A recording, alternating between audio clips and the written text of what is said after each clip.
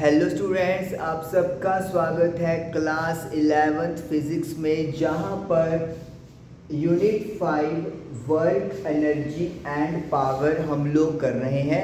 और आज हम लोग चैप्टर का last topic that is collision करने वाले हैं। What is collision? कोलिजन क्या होता है? कोलिजन होता है टकराना।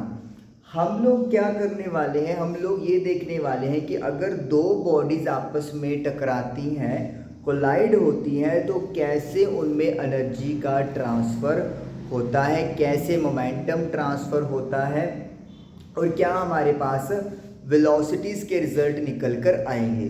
सबसे पहले हमारे सिलेबस में 3 टाइप के कोलिजन है: elastic collision, completely inelastic collision and in elastic collision. तीनों में क्या फ़र्क है? सबसे पहली बात तो जो तीनों में सिमिलैरिटी मिलेगी आपको, जो बात तीनों में सेम है वो ये है कि जो तीनों कोलिजन है वो कंजर्वेशन ऑफ मोमेंटम को फॉलो करते हैं, यानी कि मोमेंटम जो है वो कंजर्व रहेगा। चेंज इन मोमेंटम जो है वो जीरो होगा तीनों केसेस में। तो delta P will be equal to zero for all cases. All cases का मतलब है इलास्टिक, कंप्लीटली इन इलास्टिक और इन इलास्टिक कोलिजन, तीनों में डेल्टा पी यानी momentum change will be zero. लेकिन डिफरेंस किस चीज़ का होगा?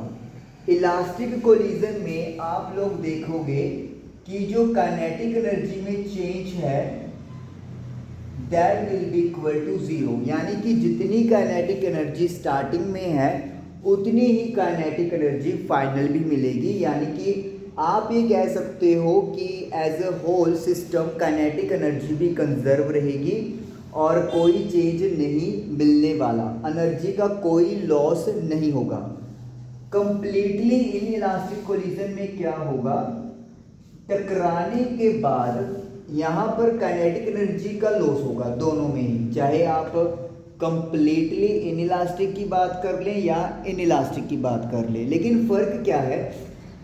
यहाँ पर कंप्लीटली इन इलास्टिक में दोनों कोलाइडेड बॉडीज आपस में एक दूसरे के साथ जुड़कर एक कॉमन वेलोसिटी लेट मी से v से मूव करेंगी, यानी टकराने के बाद दोनों बॉडीज मिल जाएंगी, जुड़ जाएंगी और वो वेलोसिटी जो मैंने अभी आपको v लिखी है उससे मूव करना शुरू कर देंगी इकट्ठे। इन इलास्टिक में क्या होगा?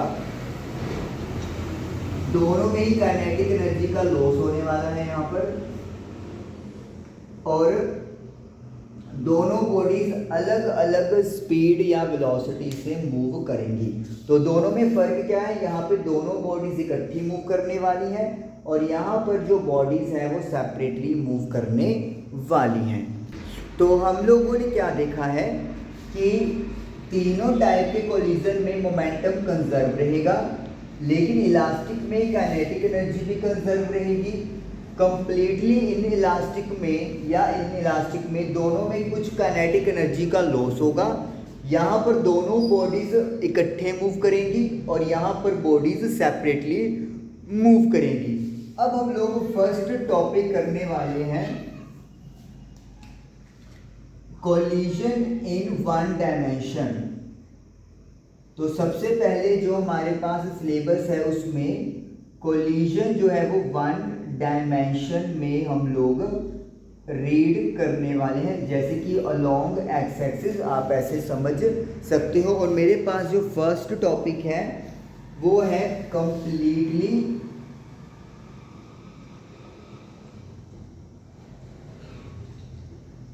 इन इलास्टिक कोलिजन का मतलब क्या है कि टकराने के बाद दोनों बॉडीज इकट्ठे मूव करेंगी, मूव टुगेदर।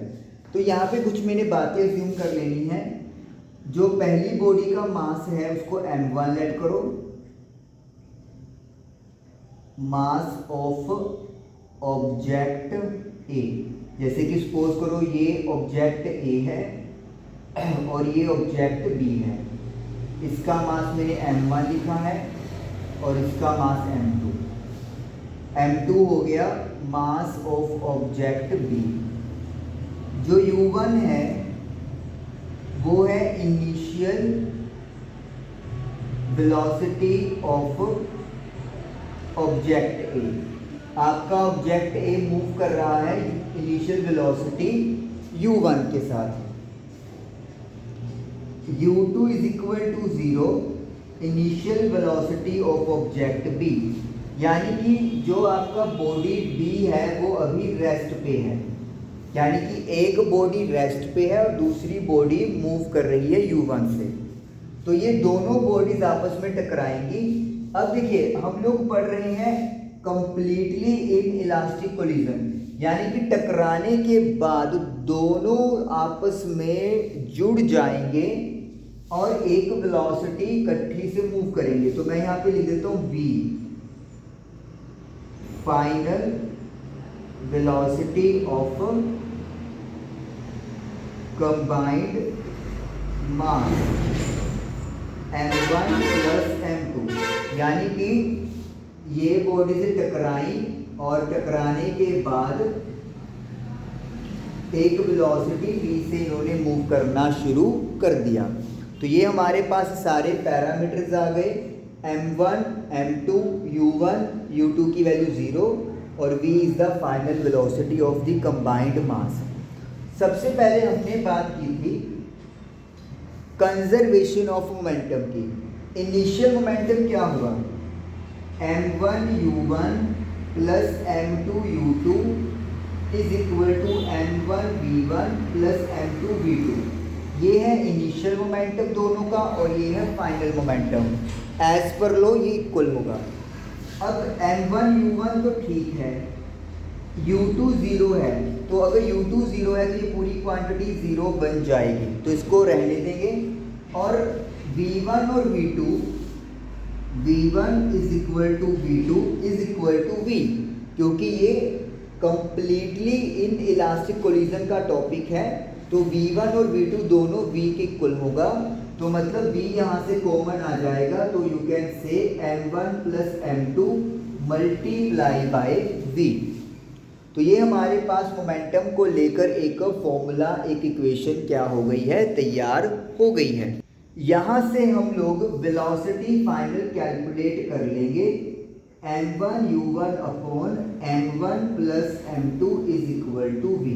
तो टकराने के बाद जो कंबाइंड वेलोसिटी बनेगी दोनों मासेस की, उसको हमने लिख दिया m1 u1 upon m1 plus m2 that is equal to v। तो यहाँ तक तो हमारी एक इक्वेशन तैयार हो गई। अब बात करेंगे काइनेटिक एनर्जी की। देखिए स्टार्टिंग की जो काइनेटिक एनर्जी है, काइनेटिक एनर्जी इनिशियल, शुरुआत में सिर्फ आपकी ए बॉडी ही मूव कर रही है, तो यानी कि हाफ m1 u1 स्क्वायर। अगर मैं दूसरे की काइनेटिक एनर्जी लिखूं तो वो आएगा हाफ m2 u2 स्क्वायर। लेकिन u2 आपको पता है कि रेस्ट पे है, m2 सॉरी, तो इसका मतलब है ये टर्म 0 हो जाएगी, तो initial kinetic energy will be half m1 u1 square.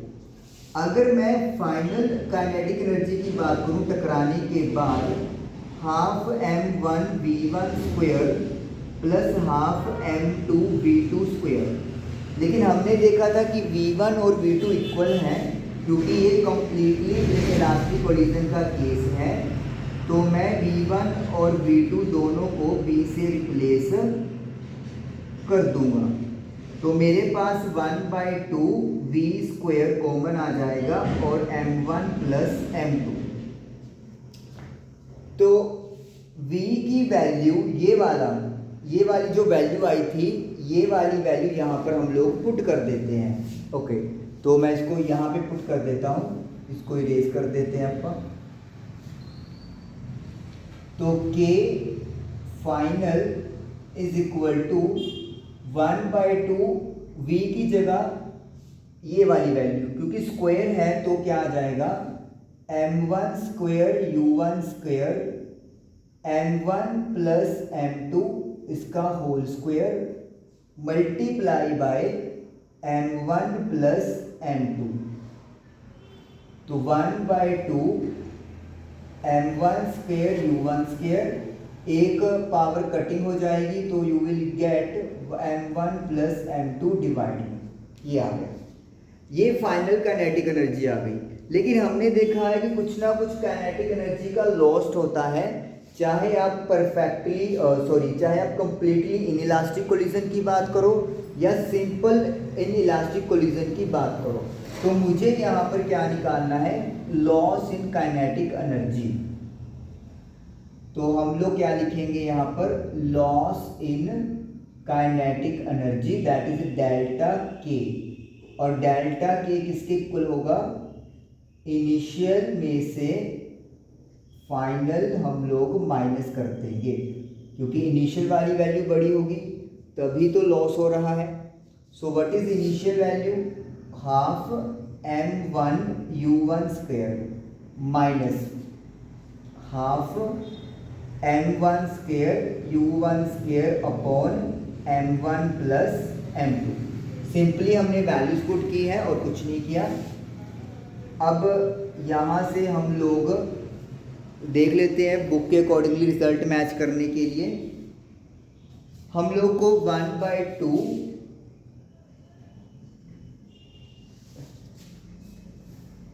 m1 u1 square common निकाल देना है। तो हमने दोनों टर्म में से half m1 u1 square common निकाल दिया, तो इधर तो आपका 1 बचा, 1/2 बाहर है, एक m1 बाहर है तो एक m1 बचेगा, u1 स्क्वायर बाहर है तो नीचे m1 प्लस m2 हमारे पास रहेगा। ओके, उसके बाद मुझे यहाँ पर एलसीएम लेकर सॉल्व कर देना है।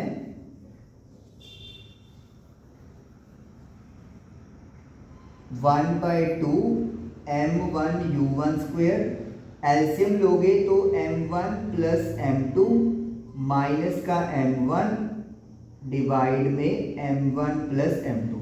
सिंपली एलसीएम लिया, क्रॉस मल्टीप्लाई कर दी, m1 से m1 कैंसिल हो जाएगा, तो 1/2 m1 m2 u1 का square divided by m1 plus m2। तो ये काइनेटिक एनर्जी का लॉस है जो हमारे पास आ गया।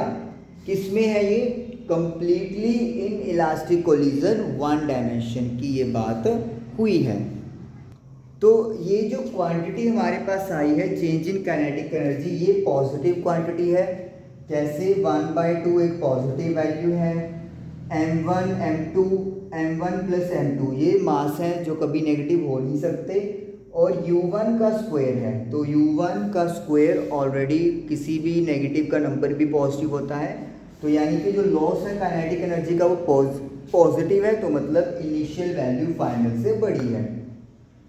तो सबसे पहले तो हमने कंजर्वेशन ऑफ मोमेंटम के थ्रू फाइनल वेलोसिटी का एक रिलेशन निकाला, फिर हमने काइनेटिक एनर्जी निकाली इनिशियल, और फिर निकाली हमने फाइनल, जिसमें हमने v की वैल्यू ये वाला पुट किया और फिर उनको माइनस किया, कॉमन निकाला, सॉल्व किया, तो जो क्वांटिटी आई है वो लॉस इन काइनेटिक एनर्जी आई है। कि यानी कि अगर एक बॉडी किसी वेलोसिटी u1 से चल रही है और दूसरी बॉडी रेस्ट पे है और वो टकराने के बाद इकट्ठी होकर मूव टुगेदर यानी इकट्ठी चलती हैं, तो फिर जो उनमें काइनेटिक एनर्जी का लॉस होगा, यानी कि जो एक ही काइनेटिक एनर्जी थी उसके कंपेयर में इनकी काइनेटिक एनर्जी कम होगी, उसकी value half m1 m2 u1 square upon m1 plus m2 के इक्वल होगा।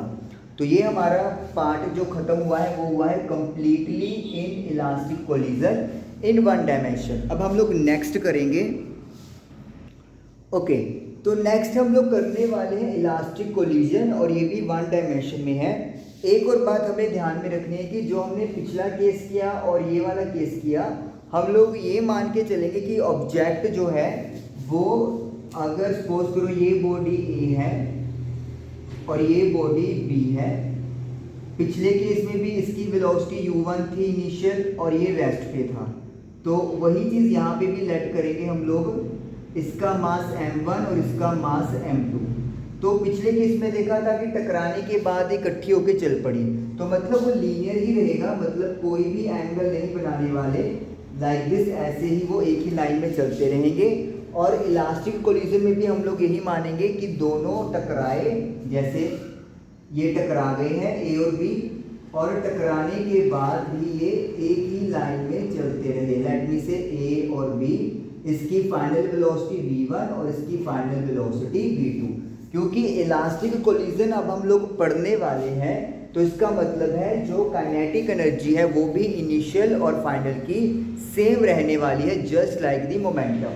तो पैरामीटर जैसे मैंने आपको पहले बोले वही सेम रहेंगे।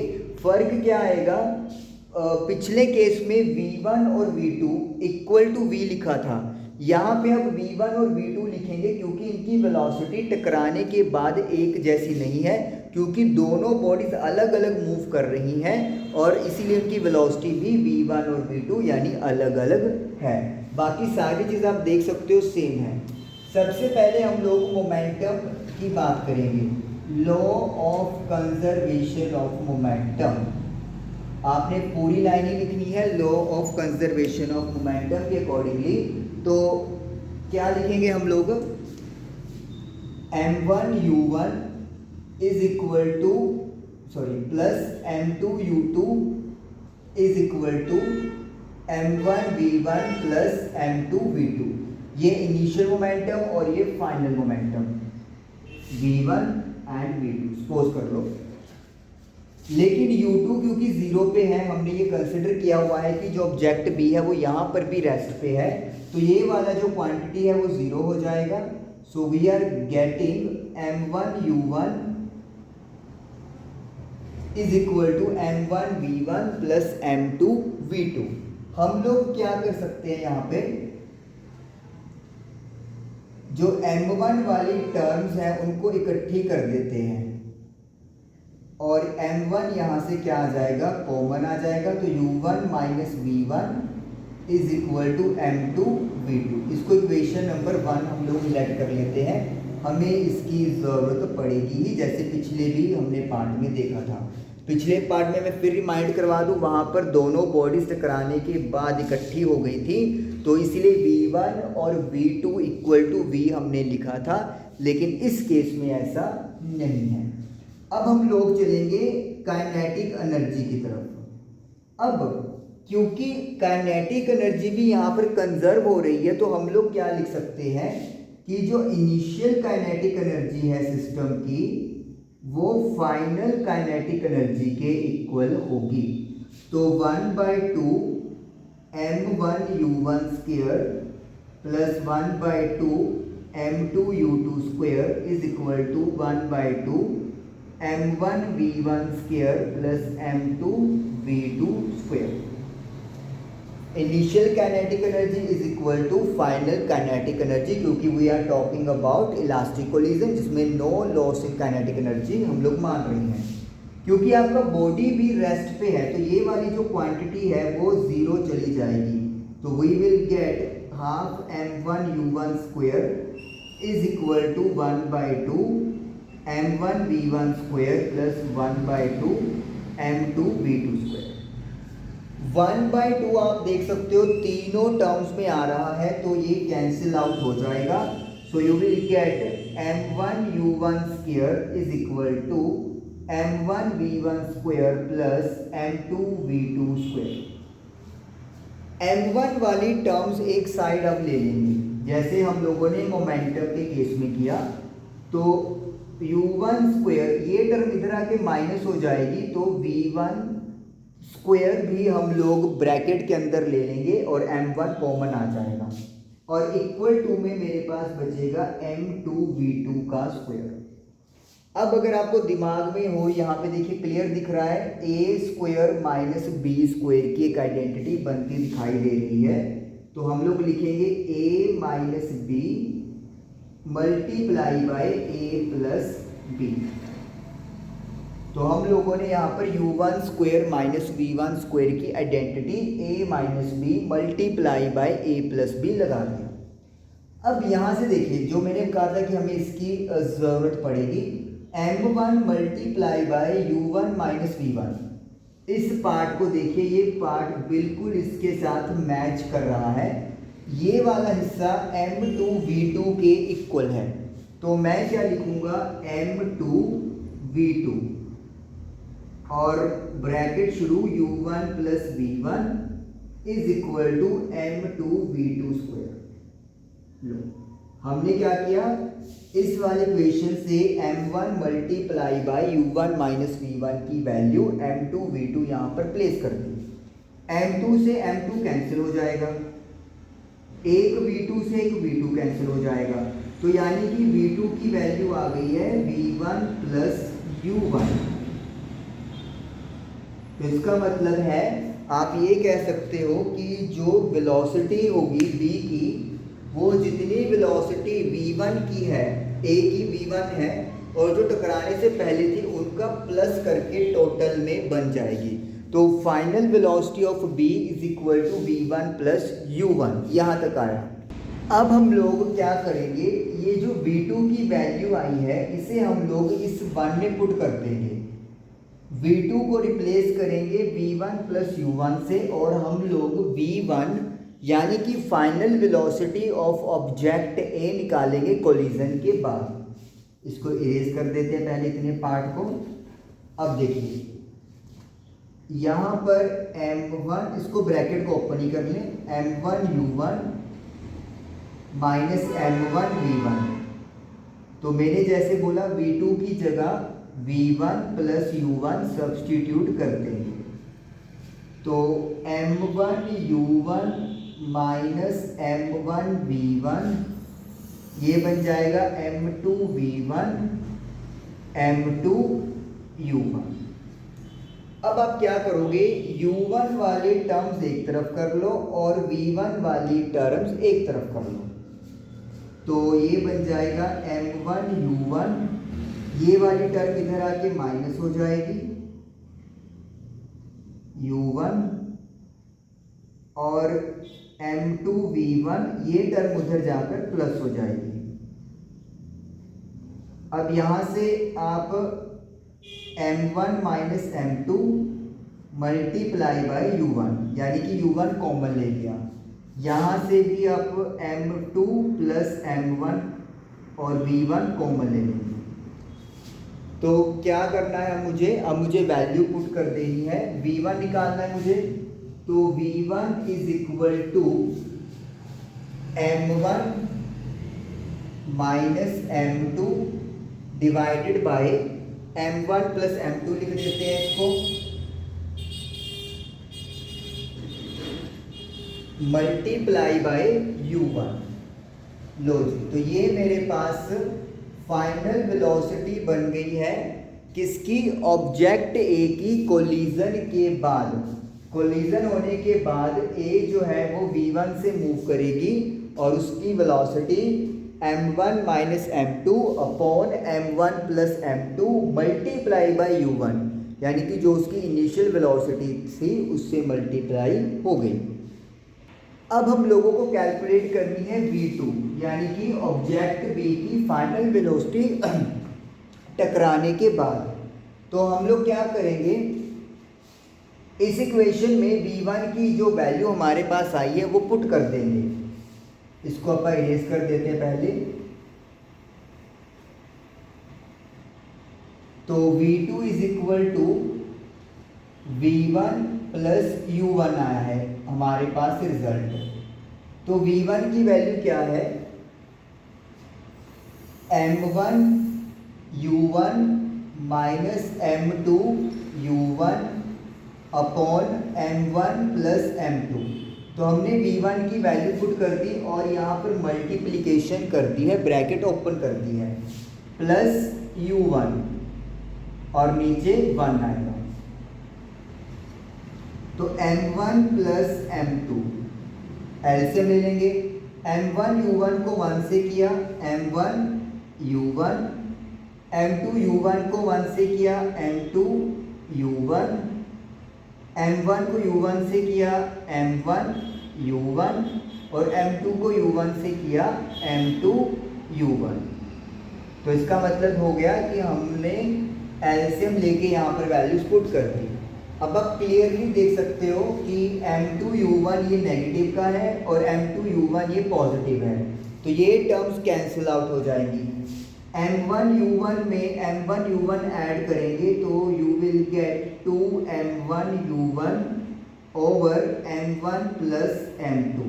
तो यानी कि ऑब्जेक्ट बी जो शुरू में रेस्ट में था, जब वो ए ने उसको टक्कर मारी तो कोलिजन के बाद इलास्टिक कोलिजन में, जिसमें काइनेटिक एनर्जी का कोई लॉस नहीं होता, twice of m1u1 upon m1 plus m2 की स्पीड से मूव करना शुरू कर देगा। और यही हम लोगों ने फाइंड आउट करना था।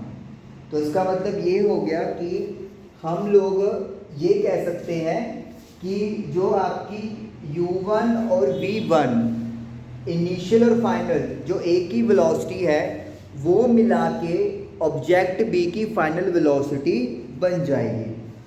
ओके, इसके बाद हमारे पास है ना कुछ स्पेशल केसेस दिए हुए हैं हमारी बुक में, वो मैं आपके साथ शेयर करता हूँ। पहली बार उन्होंने पहले कहा है, इसको इरेज कर देते हैं आपका, सिर्फ हमें v1 और v2 से मतलब है जो हमारे अभी के फाइनल रिजल्ट आए हैं।